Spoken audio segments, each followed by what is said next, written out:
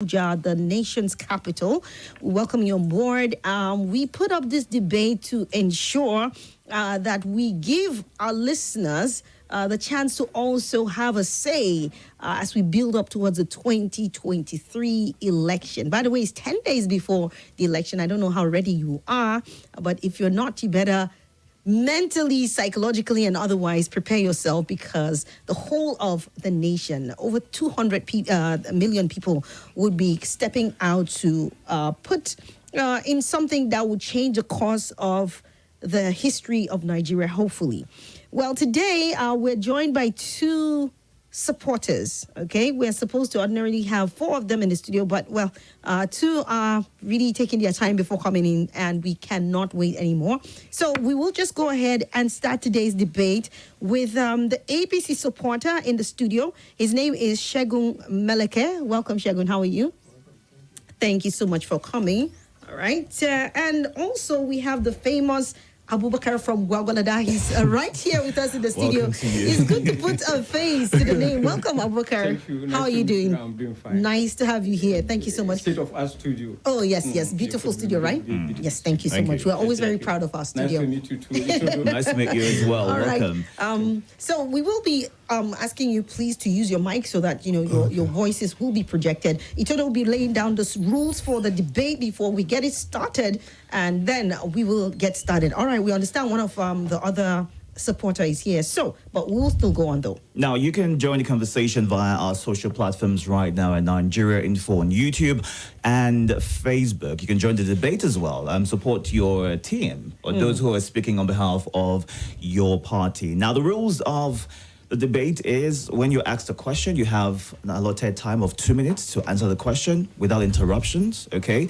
And afterwards, you'll be given an opportunity to respond to whatever it is that you heard. So if it's great if you want to maybe take notes so you're able to remember whatever points you want to lay emphasis on or respond to. As always, no foul language, no curses, no name calling. Just go straight to your point and defend your party in the way that you want to. Also ensure that whatever facts that you are sharing are verifiable and true. So those are some of the rules that we are going to be laying down today on the listeners' debate. All right. Yes. Thank you so much, Itodo. And I do hope we're going to have a very decent and proper conversation. It's okay that we get to interject, but then also in the process of it, let's also allow, points to be made, and let's make it very, very less rowdy as much as we can. Thank you so much, guys, for being here. We understand our supporter is here. His name is, let's get the name now. Israel. Okay, Israel. Welcome, Israel. Israel is of, you're supporting the AAC. Labour Party. Labour Party. Labour Party, all right. Israel is a supporter of the Labour Party. We welcome you. Thank you so much for coming over.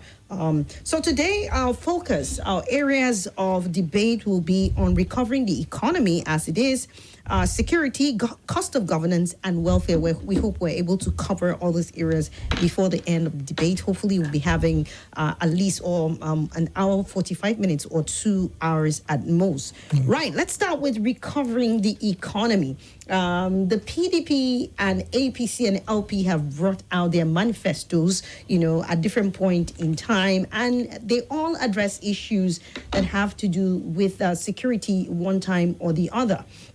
Okay, so let's look at, some of the things that some of the presidential candidates actually mention with regards to the, recovering the economy, or actually what they intend to do with the economy. The PDP, Abubakar, promised that they were going to revamp the economy. And, part of what the PDP prides itself is that the presidential candidate of the PDP, Alhaji Atiku Abubakar, was at the forefront of a viral economy when the PDP was in governance back then, counting the PDP years, 16 years, starting from 1999 down to when the PDP had to hand over in 2015 to the APC. They pride themselves, first of all, as having done really very well through the years when they held sway in governance. How do you think this would play out when they come back, or if they make some sort of impression at the polls at the end of the day? Let me start from that point, and then we'll read out the points that your presidential candidate actually made in terms of the economy. So go ahead. Good morning, esteemed listeners of Nigerian Info. The management of Nigerian Info for this opportunity to express ourselves concerning and defend the policies and manifestos of our various candidates. If we can remember, in 1999, when PDP came to power, they did not advocate for any manifestos. They did not even have a master plan. They came to power, then they launched a policy thrust immediately on two main sectors, that is deregulation and privatization. And that is what they focused on then. PDP then inherited a colossal loss from the various regimes, military regimes in the past, and the past civilian administration.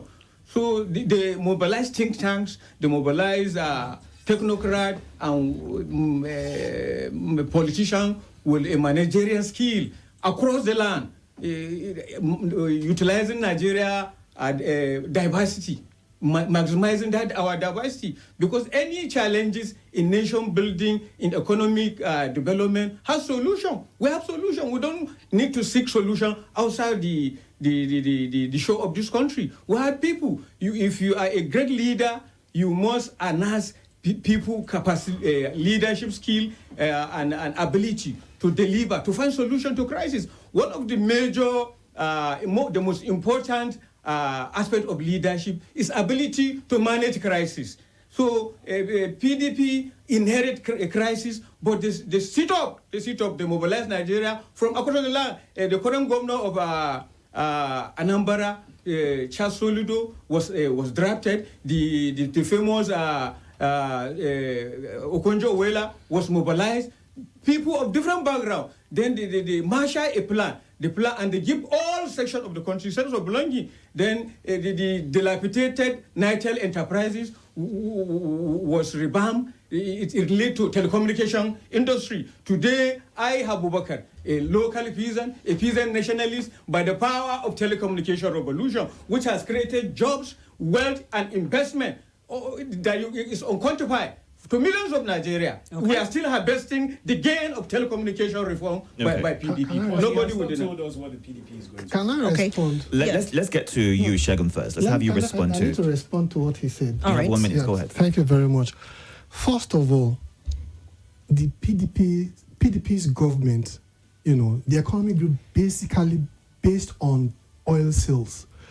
There was no industry that you can say was revived by the PDP. If there is mention, now you made mention of Nitel. Nitel is a Nigerian telecommunications company that was sold by Atiku Abubakar. Today, Nitel is dead. MTN, Econet, the telecommunication revolution you're talking about, is not due to the activities of the PDP government. They were investors. What they did, they liberalized it. People came in, and it's this private sector that drove the telecoms. Left to the government, they actually collapsed Nitel. So, actually, you are wrong. Now, can you mention the particular sector that was revived? Ajakuta's company was there. It was sold. Atiku went to Kogi last week. He said he's going to revive Ajakuta. It was the same as Atiku that concessioned it, gave it to an Indian company that basically asset stripped that company, sold everything, and did nothing. So there is no economy there is no where is the particular, is it agriculture? Nigeria was importing rice, Nigeria was importing everything. So there was whatever growth we saw under PDP was largely based on oil. Right, and that was when oil was falling in 2014. Can I come in here? Okonjo said that Nigeria is going to experience recession. All right. So now we're trying to look at the manifesto from different perspectives, right? Yeah. While the PDP proposes industrialization, and he's trying to speak glowingly of what the PDP did during their term. Now, let me just read a bit out of what your presidential candidate said about the economy. The APC presidential candidate proposes massive industrialization driven by modern technology to drive the economy. Okay, that's part of what he said. While the PDP candidate says the economy will be private sector driven. Now, industrialization. The APC has had 7 years plus. We're running into the 8th year right now. Why haven't we seen such industrialization? How do you defend that? And what makes you think that giving them another chance would even change anything whatsoever? Good. As far as I'm concerned, it starts from the basics. Industrialization takes a long time. And every country that grew in the world started from agriculture. And everybody will tell you that today, Nigeria is the biggest producer of rice. Nigeria has biggest rice mills. It's from those basics you start from. So, and then when you look at some other areas, then you look at Ajokuta Steel Company. It was because of the mess, because there's no way you can industrialize without steel, without iron. But it was the mess left by PDP that this company was sold. Nigeria, they sold to somebody who couldn't do anything with it, and Nigeria had no ownership. It was just last month that Buhari had to pay $500 million just to extricate us from the mess left by PDP. You talk about Alscon. Alscon was supposed to be an industrial zone means of producing aluminum. Aluminum is very vital to any company that want to industrialize. Article sold what was worth 3.5 billion, sold it for 130. Alscon is dead today. You talk about Niger Dock. Niger Dock was supposed to be repairing ship. It was doing well. Article sold it. It is dead today. You talk about Delta Steel Company. You talk about, they left a mess. And then there's this mess that still left, Calabar Port, that was first of all sold to one Dutch company to build, $56 million. It was abandoned. Jonathan came, sold it to another company. Wait. No. So it is that mess. So that's just what I want also. So there's so much mess that was left by PDP, and we are trying to clear it. Now, there's so much mess that was left that we're trying to clear it. So we need to understand that. So for PDP to now say they want to come back. Let's just have you hold your thoughts right now so we can go on a quick break. When we come back, we'll have you, Labour Party, respond to some of the claims that they have made. So for stay tuned, this is the Listeners' Debate on Nigeria Info 95.1.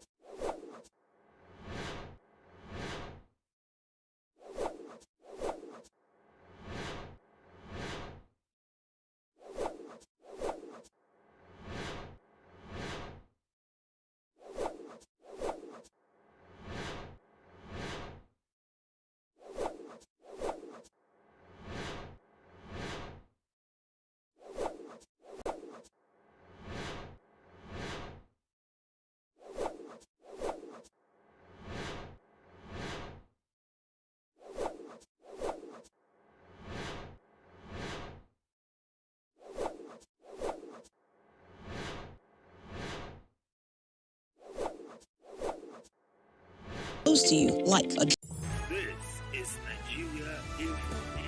Nigeria Info.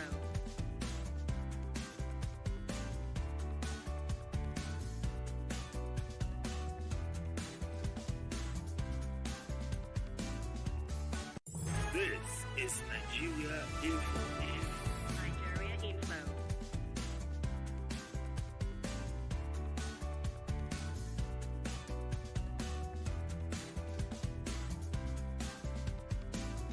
This is Nigeria Info.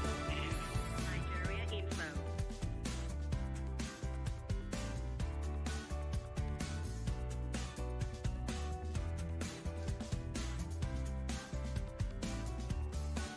This is Nigeria Info. Nigeria Info.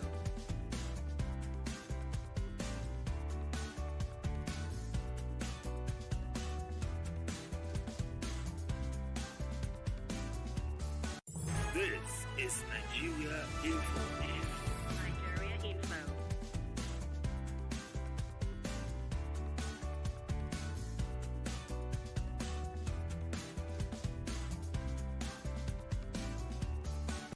This is Nigeria Info. Nigeria Info.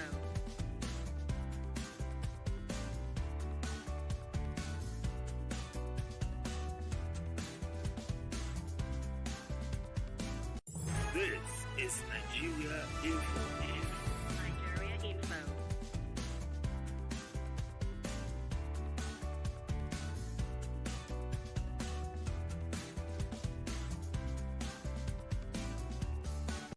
This is Nigeria Info. Nigeria Info.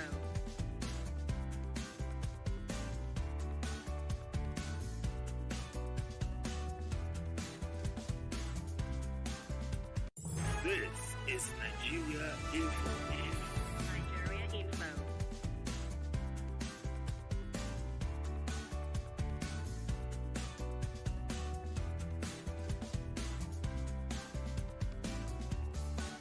This is Nigeria Info.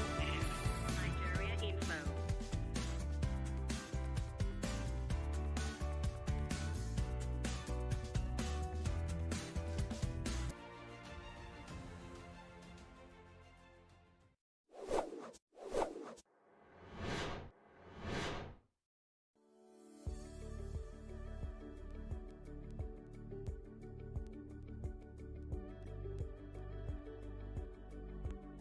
This is Nigeria Info. And Sydney Usman, who just joined us, of the AAC. Great to have you all. I'd have Shegun complete his thoughts in 30 seconds, and then we'll move over to Israel to have him. Before Shagun continues, Yeah. when I listened to you, Shagun, when you were trying to make your points, all I could hear was you talking about the past. I mean, I wanted you to talk I about addressed Yes. He said they industrialized. Yes, industrialization. And I said, no, they didn't. And I said they didn't. The question is, your candidates talked about industrialization, and this past 7 to 8 years that they've been holding sway, how much of industrialization have Nigerians honestly seen and noticed?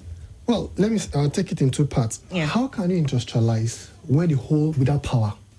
I will have a PDP government that sold power into private people who didn't know anything about power. It's just not that there is, getting those power, whatever back from those companies that was shut out by PDP. Now we now have Siemens Power Project, and everybody is telling there's improvement. How do you industrialize when vital companies like aluminium and Delta? Now it's just not that we are taking back those things, and then we're now going forward to industrialize.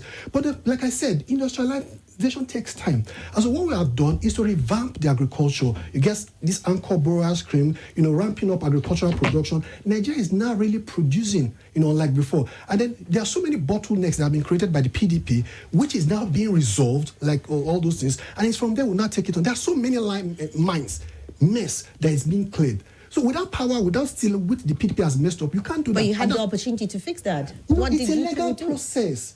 It's a legal process, like for the last 7 years that we cannot even see anything tangible to Yes, point it was out. just last month that the government reached, agreement with Ajakuta, the people that Ajakuta was sold to, and then we agreed on a $500 million settle them. So what you're saying right now is the PDP is to be blamed for everything that has gone wrong with your party.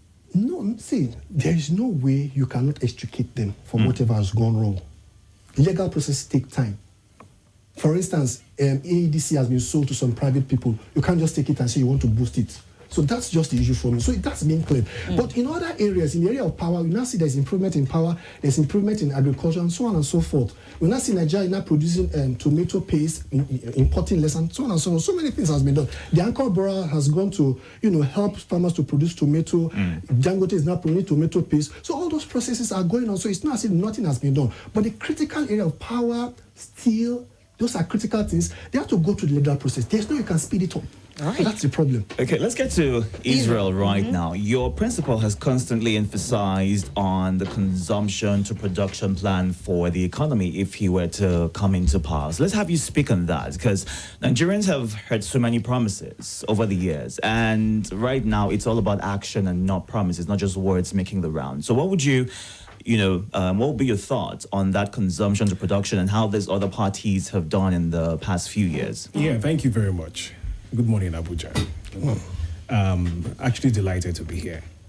You see, when I listen to both previous speakers who has started with the blame game of military regime, and then the APC starting with the blame game of PDP. PDP.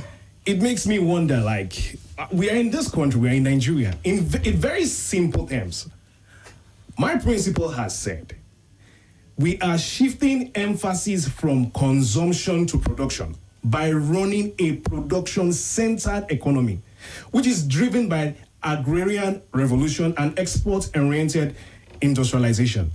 It simply means that we have seen what is presently on ground. Presently, as I speak, Nigeria has the least competitive economy, which has a low total factor production across not just in Africa. We are simply trying to do this. We've said enough is enough. We are going back to the drawing board of industrialization. How are we going to do this? We are simply going to make sure, Peter Obi has always said, look at Niger State, look at the landmass of Niger State. For instance, if Nigeria could concentrate, like one of your EFSAP, if half of the money one-fifth of the money that was stolen was plunged into textile, by now we will not be where we are today. Now, he's also emphasized on cutting the cost of governance in order to improve the economy. How easy do you think that would be? It is very easy. Now, it is easy because this is somebody who has done it before as a governor of Anambra State. While he was governor of Anambra State, he had to cut down the number of people coming to Abuja for meetings that are actually not needed. If you look at it today, if you stand from your studio, if you look very well, you would see 1, 2, 3, 4, 5. How many?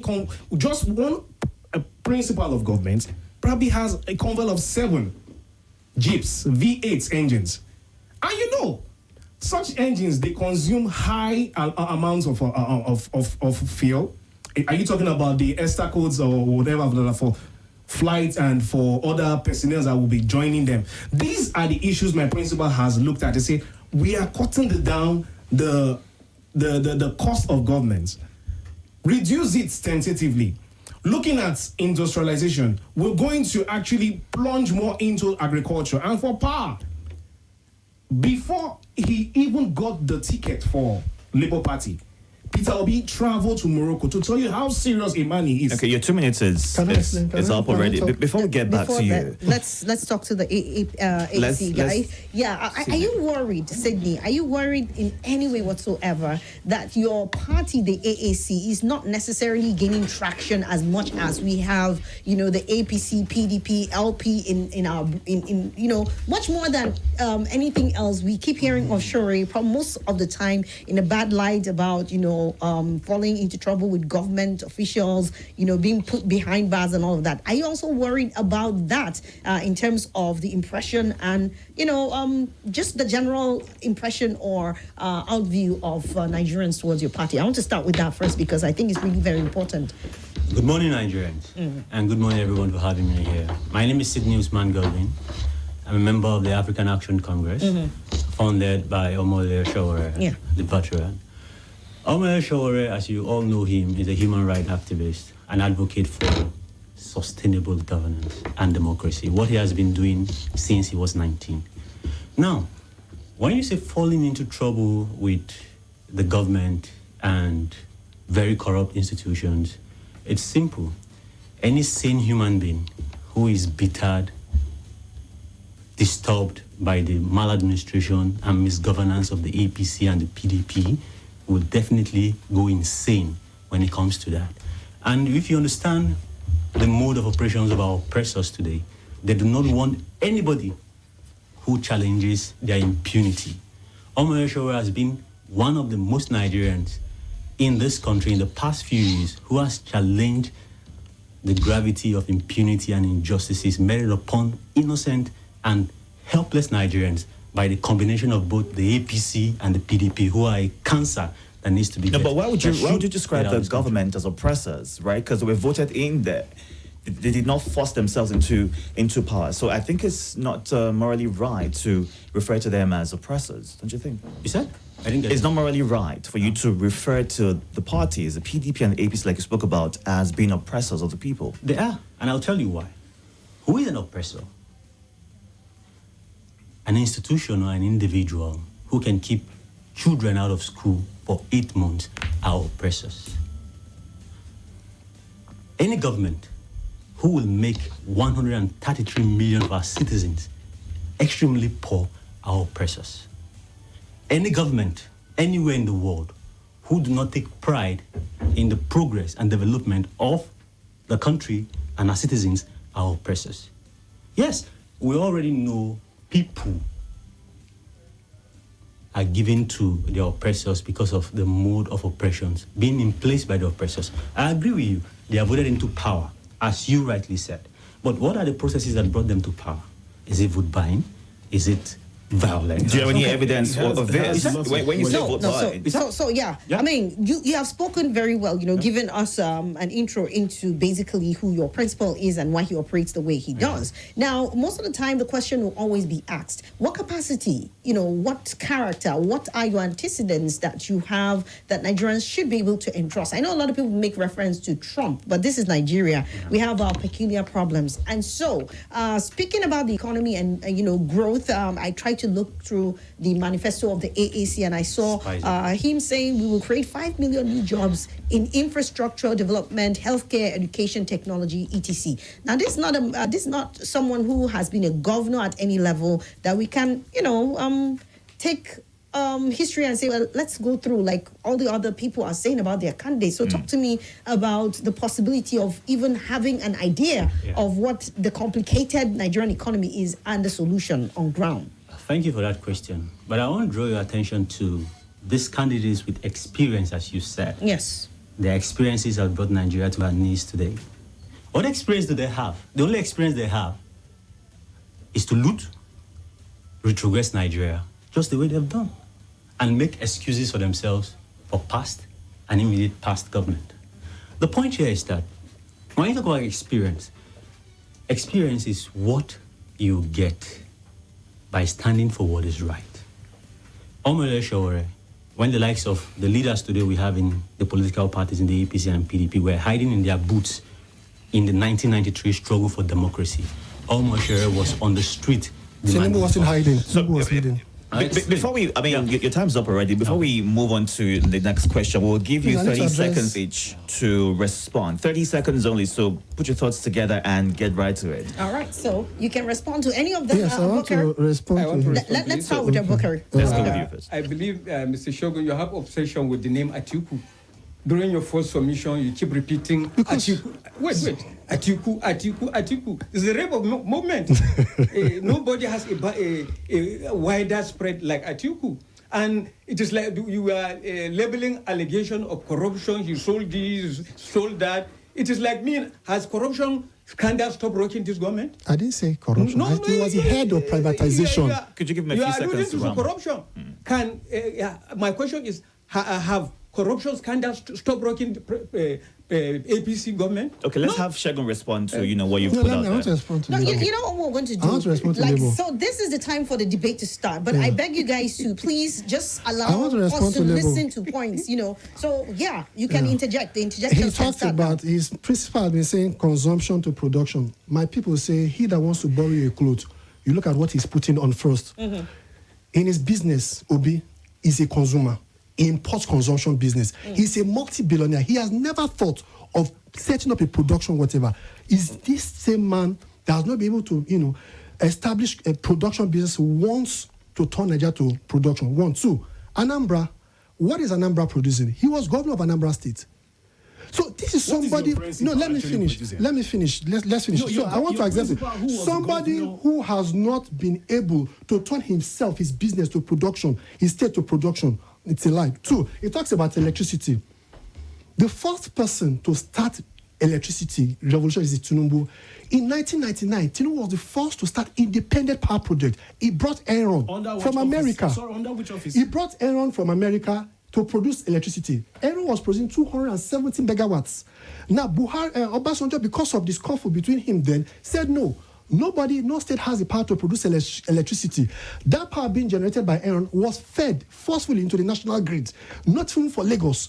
So, and then Lagos State still has to pay for it. So the first person to start was Tinubu. Now, because the first phase was you messed keep up on repeating by this. Obasanjo, they could we not need proceed to with have it. fact Now, checks. Under this- What's your question? Was he, under what office was Tinubu responsible for bringing that power project? We need to have our facts. you can go online, you can Google it. Well, Independent you power said project. it. Tinubu was the Okay, there first. we go again. You can go and verify. No, He's no, supposed no, to be no. saying that to Yes. you. Can you give us facts if you have that? Under what? Yes. Under Hold on a second. Wait, Hold wait. on. Under which budget? Under what claim was Tinubu, who was not even a government official? You need to bring to fact. Explain what you Good. just said. Now, Have you got everything I'm receipts to saying here, present? everything I'm saying, if you allow me, I'll post it there. It was done, everything was unveiled under the Princeton University Journal, Innovation for Sustainable Governance. So everything I'm going to tell you, I'm going to give you all the reference. Say it How he now. went to America, he was from America before, got all the necessary contact. They came to Nigeria, produced as a Lagos state government. He was the first to start independent power project. It was later that made federal mention of 1970. I didn't say 97, What did you say? 1999. Oh, As there governor. we go. That was a mistake. So it was the first to start everybody was sharing one. So it was the first to start independent power project that was producing electricity from Baji 270. But Obasanjo just scuttled it and said no, which was the law then, that nobody had the right to produce electricity. And that power being produced, 270 megahertz, was fed into the national grid, and that was how everything was destroyed. So Tinubu said something. He even said it yesterday. He said, for as far as he's concerned, the most important human discovery in the last 1,000 years is electricity. If Obasanjo has not allowed his hatred and opposition politics, Lagos today will have power. Okay. Fully independent. All right. Any other response? Sydney, do you Any wanna say other? something? You want to say something, Sydney, or we Yeah. should move on? We have to read messages. What I'm surprised about is that when you have a capitalist economy, run by capitalists. Talking socialism makes me laugh a whole lot. These people here today, the APC, the PDP, the LP, which is also a balkanization of the PDP, they all say the same thing. They're regurgitating all these lies over the years.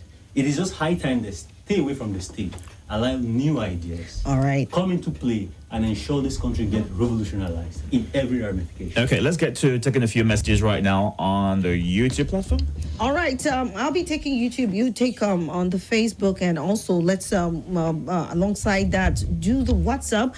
All right, we see your message. Rejoice Ojonogoa. He said, "Yeah, I love this. Thank you, Nigeria Info." Ali Abubakar said, "Batified Abubakar Ali, the unapologetic Jagabanista from Nasarawa State this morning." He said, "I hope it is much better than ours."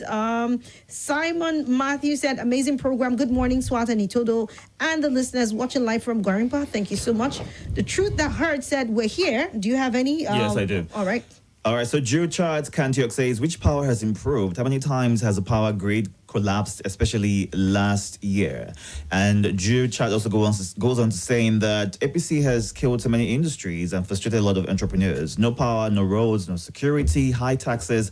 What are you saying? That's referring to you, Shegun. And there's a question for you from Stephen Nuku. Says, please, how much is the cost of rice now under this government, and how much was it under the PDP?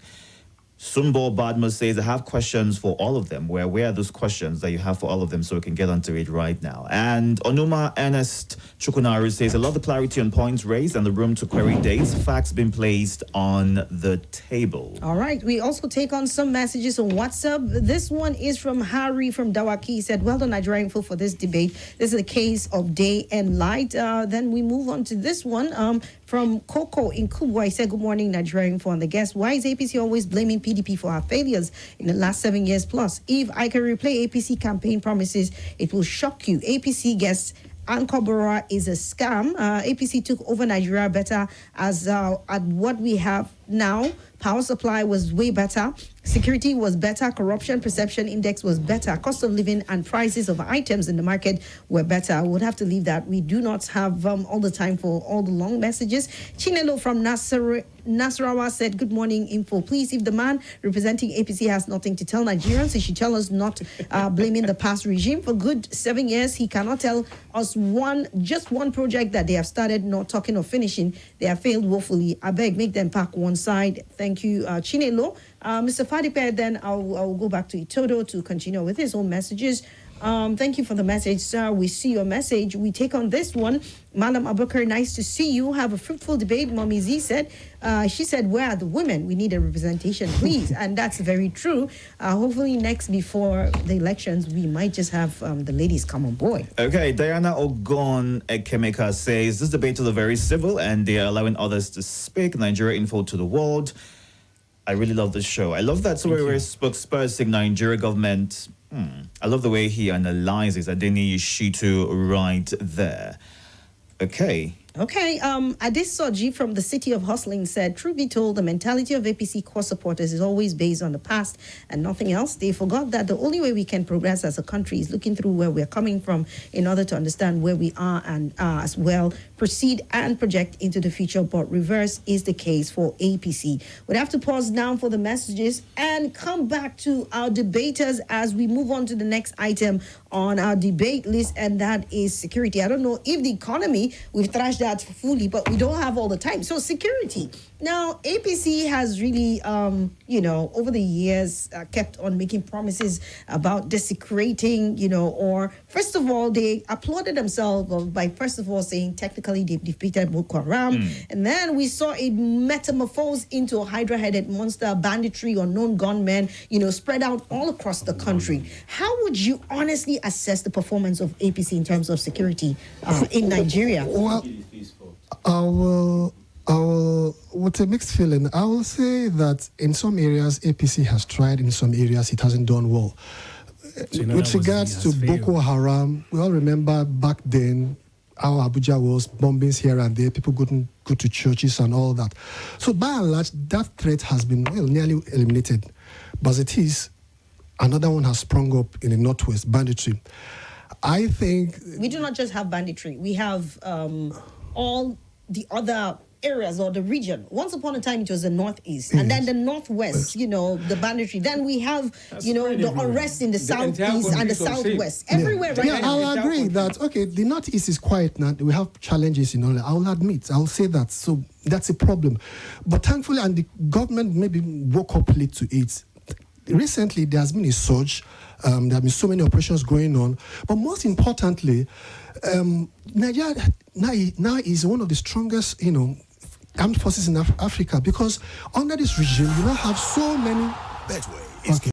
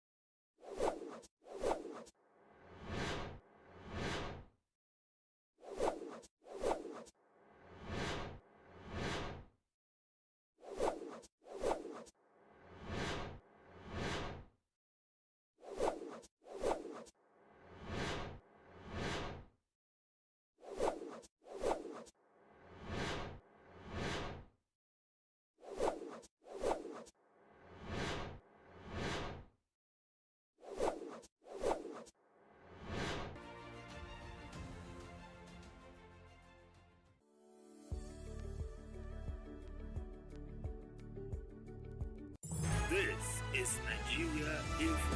Shegun Malake of the APC, Abubakar from Gwagwalada, the famous Abubakar from Gwagwalada. I need to add that. Thank and you then for that, LP supporter is Israel Amilore.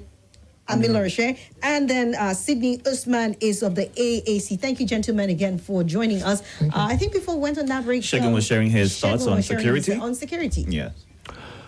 So that's it for me. And then for me, I look at the past. Well, I'm not even looking at parties for me per se, because if you're looking at parties, Like really, Shegun. yeah, let me explain. Let me tell you why. In Nigeria, it's not about parties. If you're talking about parties, then Peter Obi is PDP. He is PDP. Peter Obi Let me is finish. not- Let me finish. is not He is PDP because he was a member of PDP when PDP was busy sharing Peter money. Obi Let me came finish. from Let me finish. Abga. Let me finish. He was in PDP, went to Abga, then came back to PDP. Last year, he paid 40 million naira for the PDP nomination form. He was screened by PDP. The only reason why Peter is not in Shegun, PDP we today are is because he could. concentrating Wait, on listen. security. Can you I'm driving at a put point. Peter I'm Obi trying out to of what say you're trying to it's say? not what we are driving is not about party, it's about individual. If you're talking about party, then Peter Obi is very much part of the mess that PDP is. How?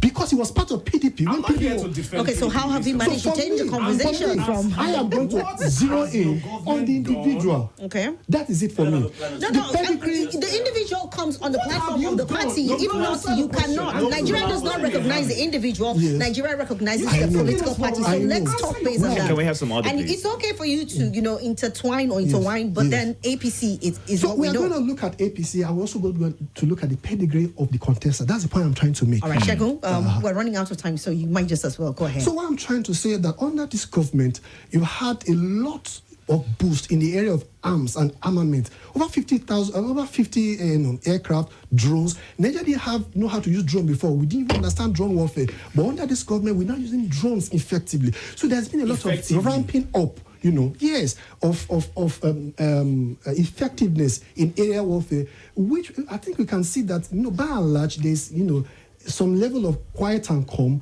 There's progress, although there's still a lot of challenges, but there's progress. That's the point I'm trying to make. So what would be the justification? Sorry, I have to come in for the APC. I'm looking at last week. I think we checked in, and just in a setting quarter in Nigeria history, 60,000 people, and you know that these figures are not do not capture adequately. Yeah. What would be the justification to bring in a political party that administered the death of Nigerians? Well, what I will say is that we are working on it. There has been challenges. Nigeria We're was talking of caught- lives, Nigeria We're was- talking wait, of lives let me and say blood this. Let me say shed this. in Let me say Nigeria. this. Let me say And I this. don't know if that Please. is enough, Let me- excuse to say we're working on it. I will say this. Nigeria dying was every day. caught unaware. Over the years, Nigeria has not been investing in military, No, that in is- hardware. Why do we always hold on, order, When please? this thing came- Why do we always wait for things to go bad before We're very we do something reactive. about We it? don't respond. Came to power unprepared. Okay, so you are so eager to just say a lot of things Please. about insecurity. You want to I'm respond to happy him? I'm here this morning because many of the time I hear this conversation and I'm in my car and I'm screaming, I'm hitting my steering. So you have the opportunity. I Let's have hear the you scream. opportunity- Go ahead. Opportunity now. These two gentlemen here representing PDP and APC should be on their knees right now as I speak to apologize to Nigerians. Peter was part of PDP. Excuse me, Peter should let me make apologize. my point. Peter should They apologize. should apologize. Peter should and apologize. tell Can we have him Nigerians they are make his sorry. thoughts? Women have been raped. Thank God you will soon hear Salasi call. He will say, where is Buniyadi girls? Where is Leah Sharibu? You came in with the toga and the mantra with the propaganda. Peter you were was saying. part of PDP You said- during Boko you said, Haram menace. Excuse me, APC said Don't make they it were party. going to bring So back the our APC Chibok and girls. the PDP They are never the did people who that. had failed more. The train in That's Abuja interesting. right here in the nation's capital was kidnapped. Yes, People were kidnapped, lives were lost. yes. It bears to mind the medical doctor, may her soul rest in peace, who also Right died. under Peter's PDP, we People couldn't go to has church in died. Abuja. Peter should Women apologize. are raped. Houses are burnt, and you sit down here to mention how has Peter contributed. Please, let's. Because Peter was part of PDP. Excuse me, I am talking about APC. Nigerians. I am not talking you are about. I'm also I am talking not about talking PDP. I am talking about security here. This is clear that the APC. So let's move forward. Let's stop the blame game. The PDP and APC have told Nigerians that they have failed and failed monumentally. Mr. The point Shegun, I'm here is telling you, they are you will struggling save to yourself more tell image Nigerians if you who leave are them right now and more. say Nigerians were sorry. And Let's have Sydney finish his thoughts, then you can jump in. the APC and the PDP are telling Nigerians with their full chest today that they have failed monumentally. The debate here is between who has failed the most. The most. That's interesting. And the LP too are a joint suit to this failure. They have all together combined to bring Nigeria to the point she is Because today. of Peter's Peter Obi. association with the PDP in the How has past. Peter Obi Peter Obi contributed? has been In a part what of way? the PDP. In what way? Was Peter Obi has- Peter Obi was special advisor. He was special advisor to Jonathan. He was special advisor to Jonathan on economy. Why are you quiet in all of this? On economy. Because you Later he was used to chairman Can we of get some SEC. order, please? Thank you. Can we get some order? Thank you. I like the fact that it's getting heated and animated. But I look at Wawala that PDP has been accused severally in different breaths here, and you're not saying anything. Taking accepting responsibility is part of leadership. Wow. It's a burden of leadership. We must accept it that during the PDP, the tail end of their administration, there was a security gap which led to the kidnapping of Chibok girls and other issues. Thank you But for being honest. let me, please, I didn't interject during your own discussion. Just be open to it, Abubakar. So- Just go on. Go ahead. Just be open to it. We all know that during the last year of President Jonathan's regime, some missionaries, foreign missionaries, were recruited. They came and supported our troops on the battleground, and they helped to contain and restricted the insurgency to one location until Boko Haram issue was infiltrated for political reason, for religious reason, and other interests. By who? This is not the scope of our discussion here. I don't want to go further. So, and a current situation whereby the headquarters of our military and security agencies are quarters in the urban center is uncalled for. It's uncivilized. That is why my principle Whose fault is that? is the hierarchy, is arrangement of security hierarchy arrangement. I was going to say Peter Obi. No, I'm not blaming. You should understand the way I speak. No, I so much love your conversation. So my principal now is yearning that when he comes to power by the end of May 29, he will decentralize all the security and institution and to give them power. To give them power and authority so that they will reach the grassroots. Now, most of our far-flung communities are rural. They are far away from the security apparatus. What happened last month when our beloved Reverend Father, I forgot his name, in Niger State, was killing cold blood. He died a terrible death. I have Obasanjo from Amalia put a call to me, but I'm in Nigeria. I can't rescue the situation. We need to have a security system that will be 24-hour alert, that will deal with emergency, not a current political system where most of the security chiefs are from, even they are member of APC. That is why they are politically undertone to the whole issue. That's why we are not progressing. And security, how we should just zero in on the candidates and what they are going to do. Every Nigeria is entitled to enjoy security, The candidates, whether the he belongs to political party. APC or not. Look, let me tell you one thing. In developed crimes, what I know is when someone comes on board as a candidate, you are talking for your political party because you cannot come, except if you're an independent candidate. So, and we do not recognize that in our constitution, Exactly. right, Shegun? So, when you mix both of them, I think it's okay. The difference is, sorry to say, is in Nigeria, it's always like there is no adjustment. Everything is a state of flux. Today, Peter is in PDP, tomorrow is in APGAT. So you can't really say it's about that's the parties. system we have. Your That's the principal truth. was in ACN. You understand? It's part of So you AD. can't really- Your principal was part of Did you ACN. maintain one party all through? Yes. Your principal was part of AD. That's why I don't want to emphasize on parties because somebody in APC today is in PDP tomorrow, is in APGAT tomorrow. Okay, let's get some order real quick. Let's get some order so we can move on to something else. 10 seconds, 10 seconds. All Let's right, go. Sydney, let's hear you. The APC, the PDP, and the Labour Party, as it stands today, are a family of one.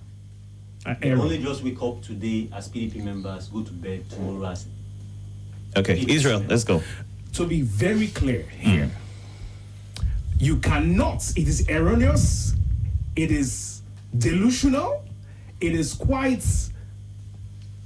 I I lack the vocabulary to continue, but it is very wrong for you to say comparing PDP, Labour Party, and LP.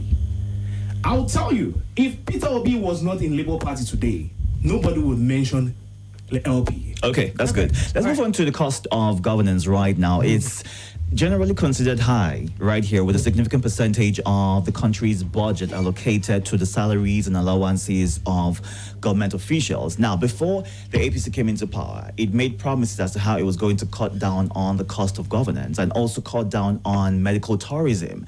But when it came into power, we saw these things play out like business as usual. Nothing changed. Now, what would you say was the excuse for that? What was the reason for that? Why couldn't we use these funds to develop what we have in Nigeria, the health sector, the education sector, and all of that put together, as opposed to still increasing the budget for these things, knowing that we do not have enough funds? We went on to borrow loans, and we're having a difficult time paying these loans back, thereby leaving a huge issue for the next government that's going to come into play. And in fact, it's projected that we might be at a 70 trillion naira. I'm going to talk about 7 trillion naira debts I'm going profile. to use my own formula. I'm going to talk about Tinubu, what he did in Lagos. And I listened to my friend here talking about Peter reducing the cost of governance, by reducing people coming to Abuja, following his drivers to the filling station to buy petrol. Very, very pedestrian. You understand? Those kind of things. How much you see from that? Let me tell you what Tinubu did in Lagos. In 1999, there are so many things he did. We have so many issues of ghost workers. It's a problem. It was an epidemic. What did Tinubu do? He went to America, met with Oracle. He was the first to introduce Oracle software into the vetting of civil service system. At that time, you can count the number of computers in Nigeria. The federal government does not even have it. Do you have to support that? He was I said, first. yes. I'm going to listen. Whatever I'm dropping here, I am going to draw the reference. In intellectual discourse, you drop references. This is contained in Princeton University Journal, Innovation for Successful Societies. I am going to drop. You are going to read it. Now, he went there. The first person brought Oracle software. They vetted the whole system. As at 1999, the wage bill for Lagos State was 1.2 billion naira per month. That was the wage bill. By the time the process began, over time, it came down to 600 million. That is being digitally, executive format, reducing the cost of governance. What does Peter do? He follows his people to a filling station to go and buy petrol. He follows his people. How many people will come? That is not how you do things.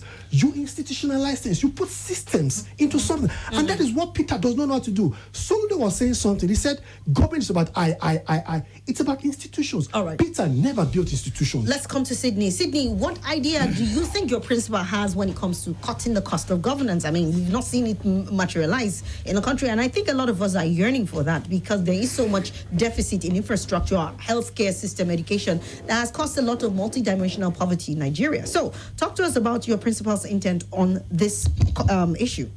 Omole Shore, as one of the foremost Nigerians that started an online media house, as you all know, Sahara Reporters.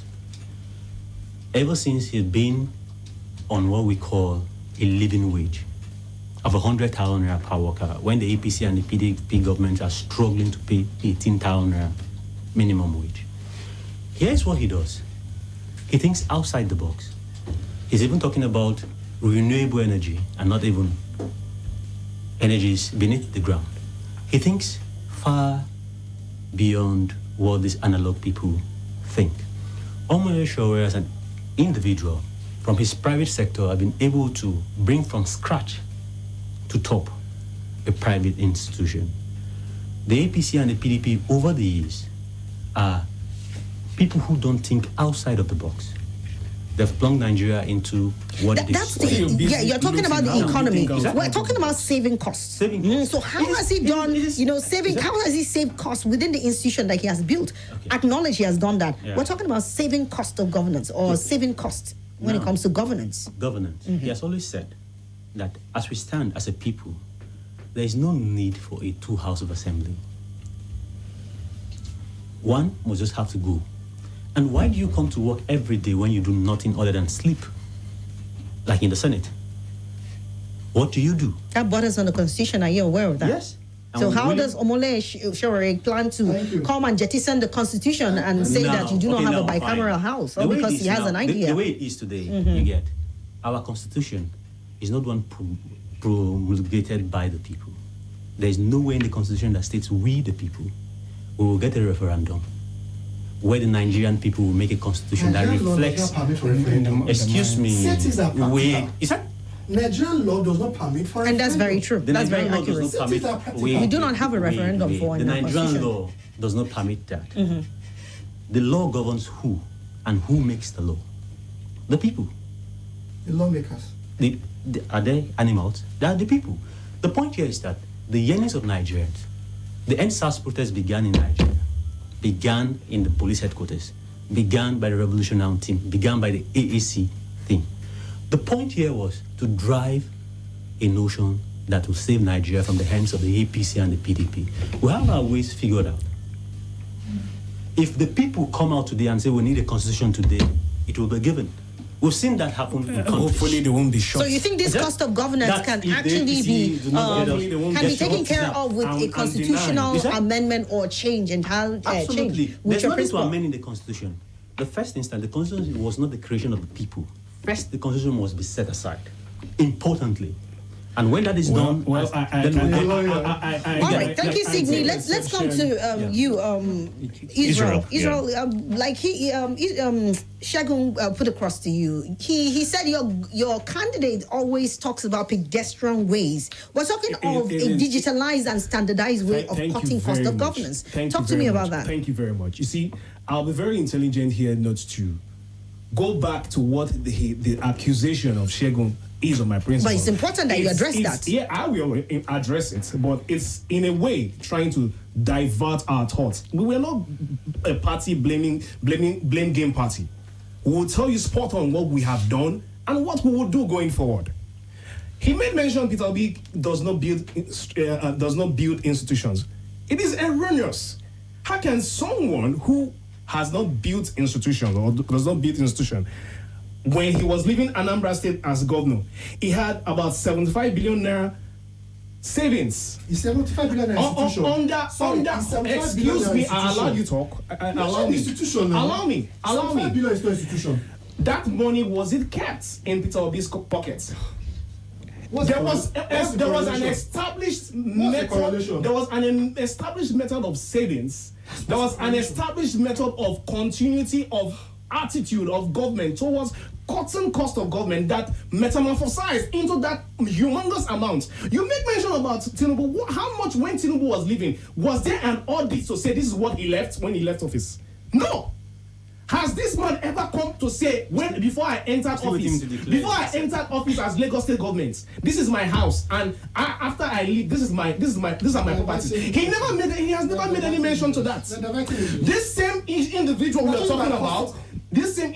talking about is the same individual that you claim he saved whatever you did for Lagos State. At the end of the day, what is the result on ground? Going forward, we are not a blame game party. We will tell you spot on what we will do and what we have done. Pete Obi has said emphatically, reducing the cost of government, it is not rocket science. It takes someone who has the hearts of the people to feel the pain. He has said he left Anambra State.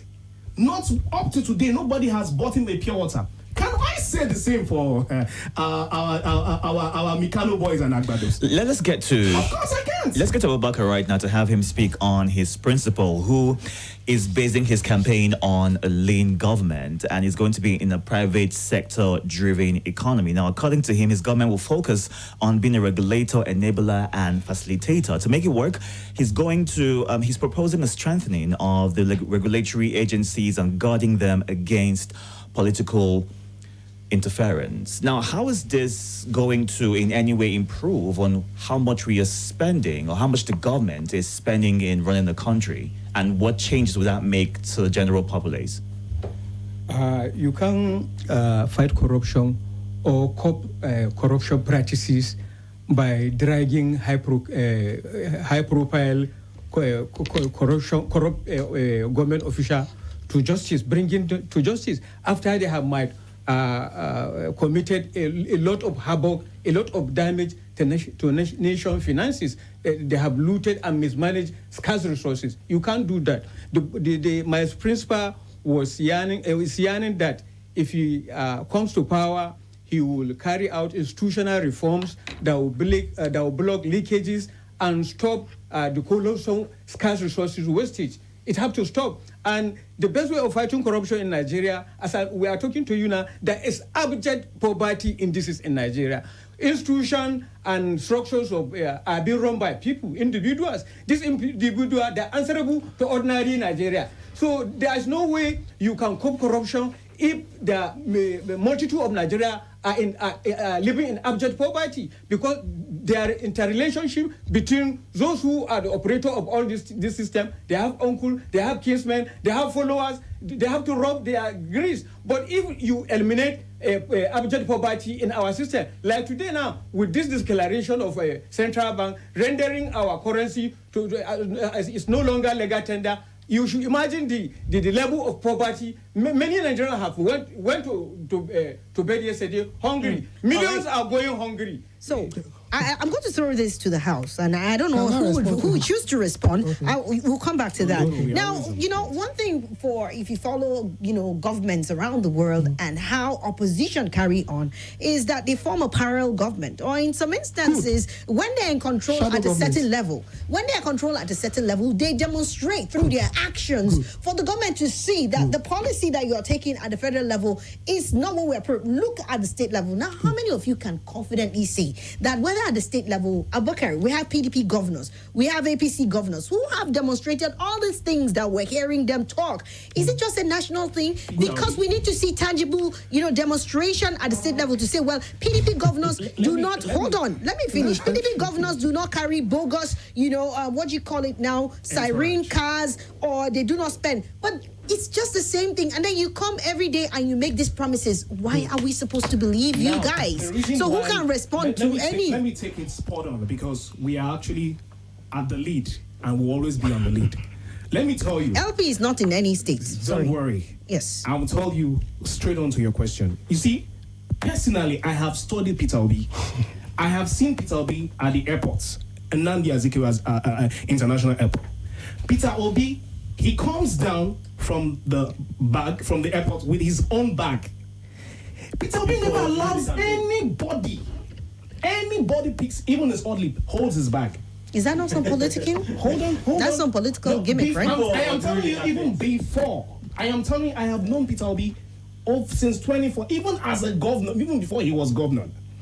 Peter Obi would not allow you carry his bag. How does that relate to governance? You will hear him say, leave it now, I can carry it. How does that relate to governance? I am telling you, it relates to governance, because when you have somebody who will carry your iPad phone, you have somebody who will carry your Nokia phone, you have another only carrying your file, you have the PDP governor or APC governor that will carry your bag. At the end of the day, you will not end up having a man who left office 17th of March.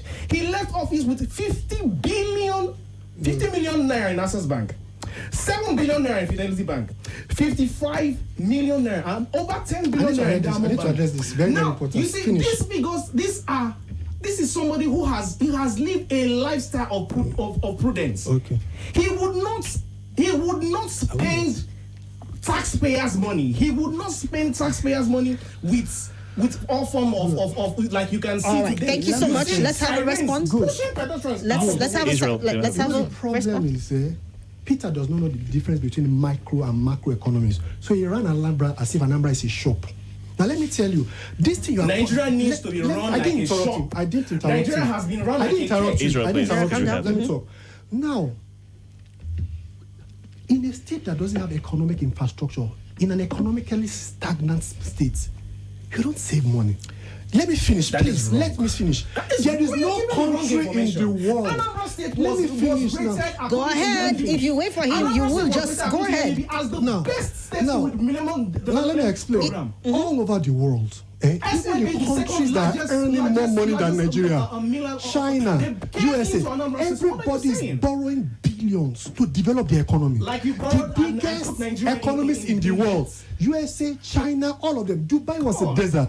Dubai went and bought $20 billion to turn a desert into a paradise. All right, hold on, Shegun. We need to go on a break right now. Shegun? All right, Peter has no idea. Let's stop with that. Hold on. Your We idea. have to Your money will not be in the guys, bank. Can you hold on, please? We need to go on a we have to break go for a right commercial. now. When we come, I need to address this. Could you issue. hold And on? You shouldn't interrupt me. When we come back after this break, we'll continue.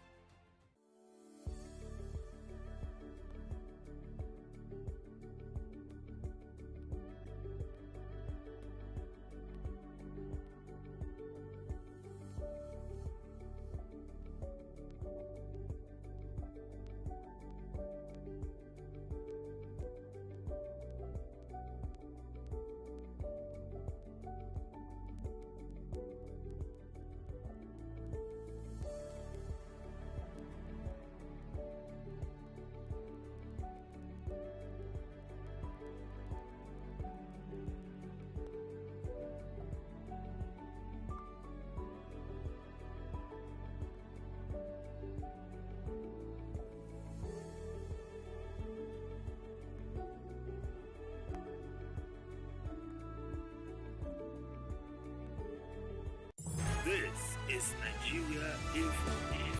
This is Nigeria Info. Nigeria Info.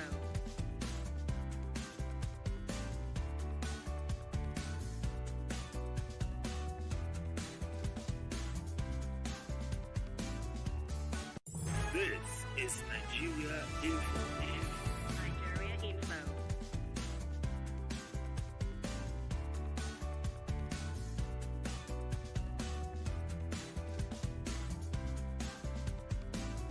This is Nigeria Info. Nigeria Info.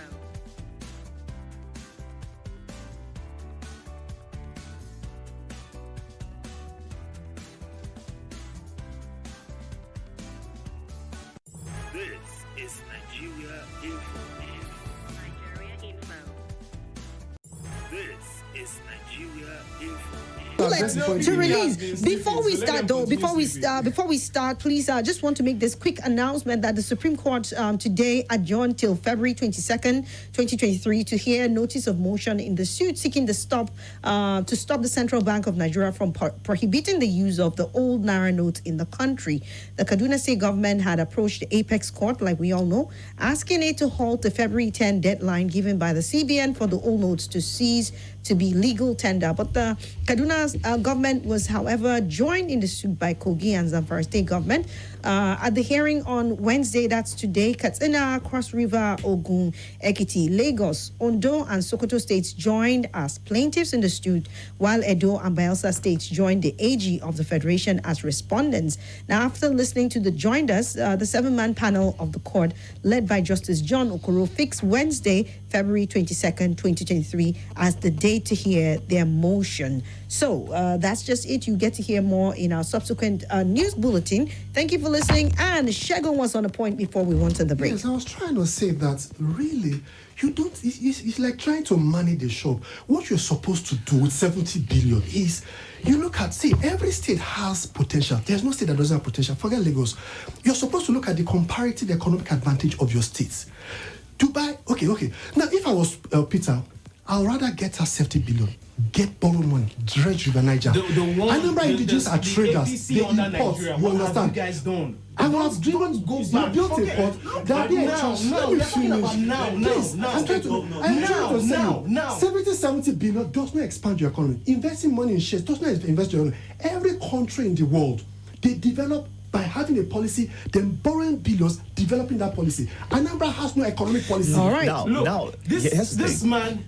Israel, hold on. Could you hold on? Now, your principal, your candidate, is proposing a no limit on government spending. How does that in any way help to fight the cost of governance or fix that problem that we're currently facing? Already. Good.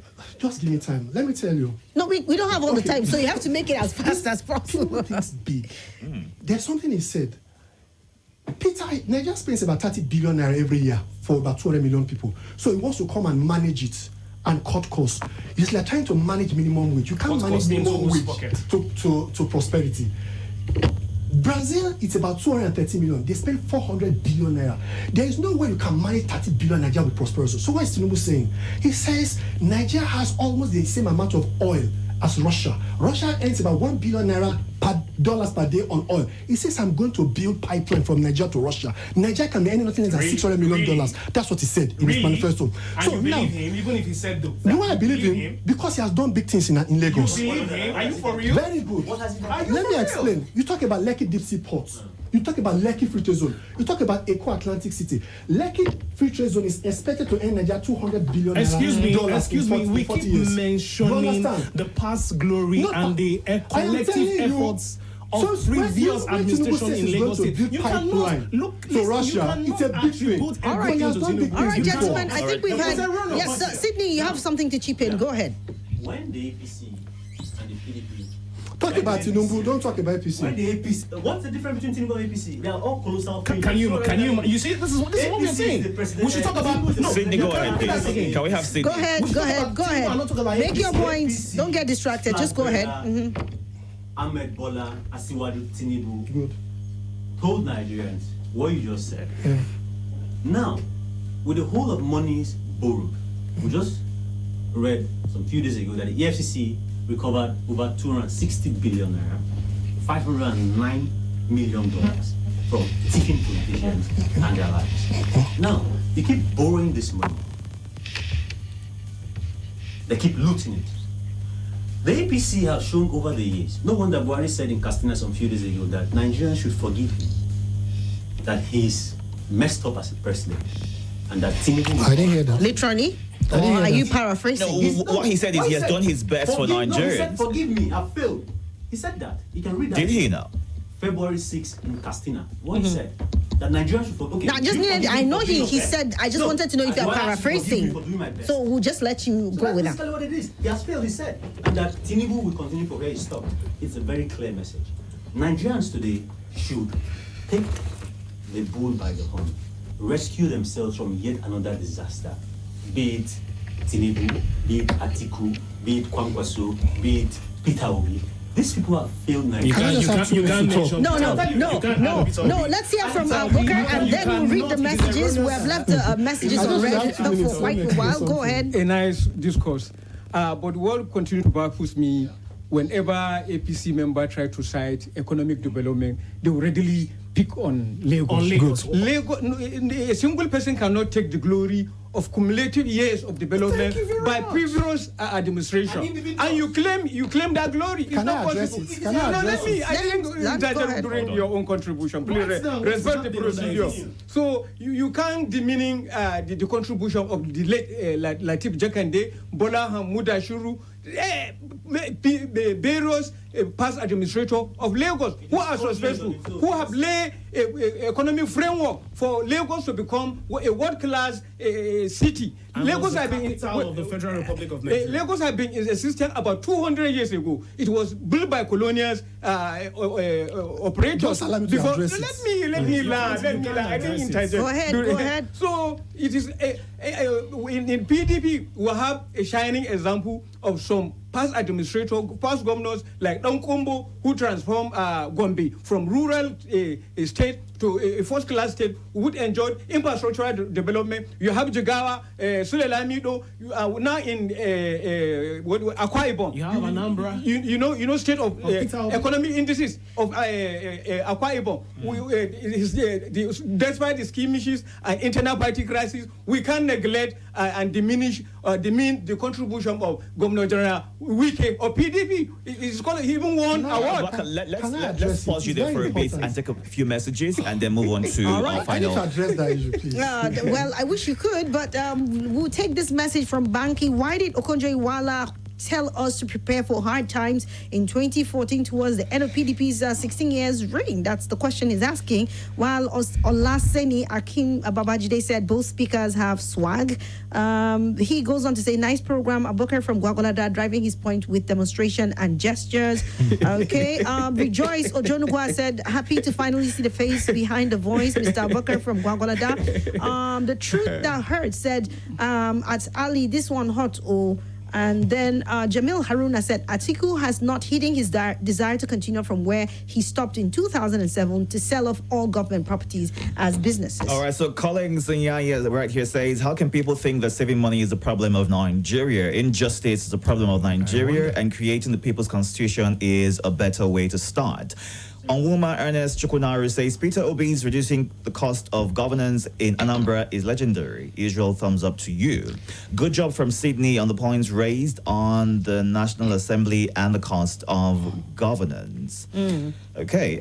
Okay, all the speakers are intelligent, civil, and cool. You can watch us live right now on Facebook and YouTube at Nigeria Info Abuja. And just in case you miss any part of the show of this listeners' debate, you can always go there and catch up. Yes. Just simply like our page and subscribe, and anytime we go on live, you'll be notified. Joseph said, my name is Annie Joseph watching. Glad seeing Abubakar from Gwagwalada, Israel, and Shagun. APC will never stop blaming PDP. Shagun has started in the same line this morning.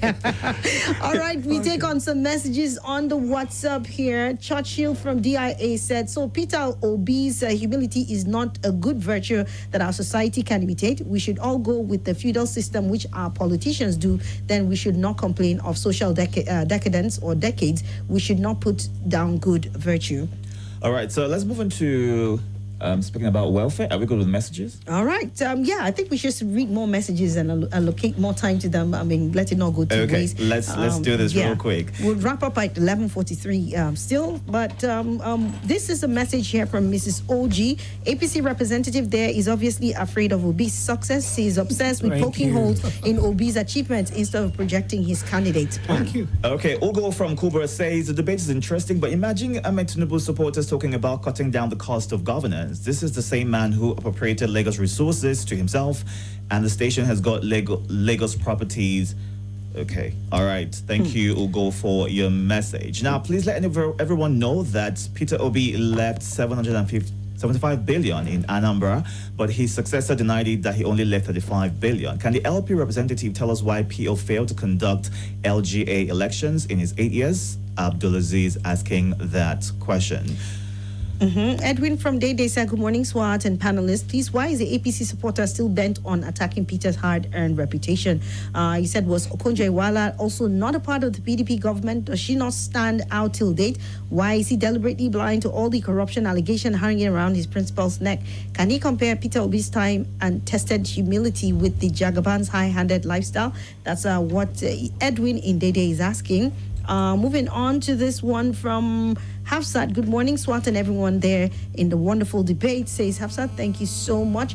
Stan Concept from Lube said, APC supporters always come to debate to defend Tinubu, but Tinubu can't attend a debate to speak for himself. Okay, good. There's a debate by NESG. I'm going to post it if you allow me. Go and listen to it. Even Obedient were like, this guy is something else. So that's by the way. Now, let me talk about... Who did he debate with? I'll give it to you. All right. All right, guys. No, it was conducted for all the aspirants. Peter was there, Atiku was there, Tinubu was there. All right, so we're going to address the issue of Lagos. No, hold on. We're going to end at 11:43. We have 3 minutes and we have 4 guys in the studio. So we'll be giving you one minute to talk about welfare, PDP, welfare, APC, welfare, AAC, welfare, LP, and we'll be wrapping Let's things go. up. Shegun, let's have you start. 1 minute, please.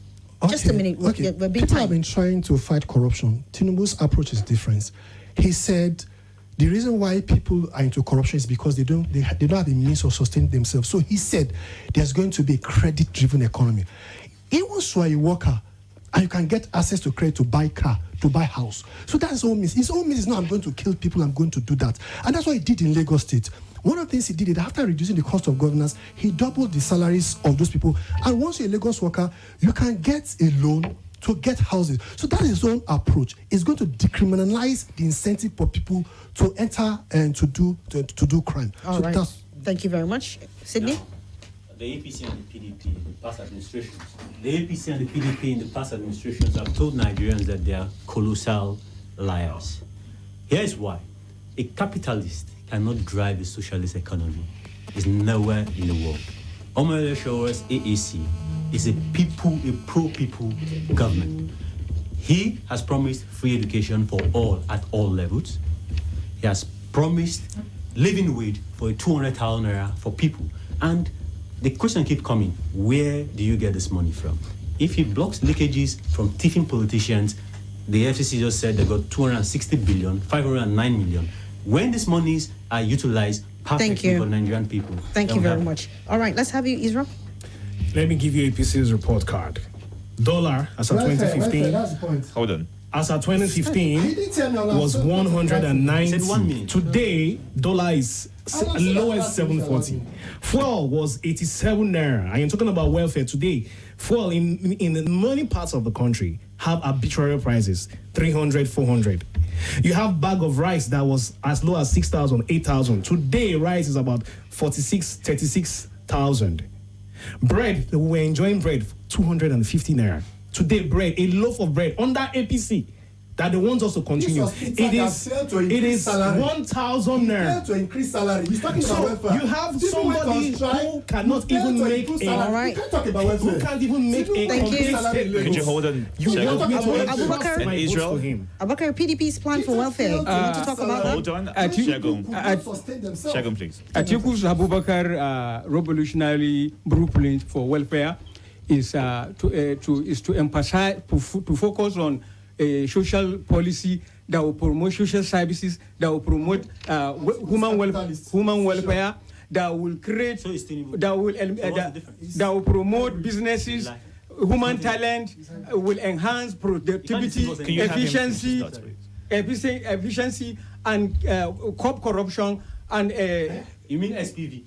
Okay, I think we've exhausted the time and we have to go now. It's been our most interesting one. I enjoyed you guys thoroughly. Thank you, Shegun. You were so amazing. Sydney, you were just off the hook.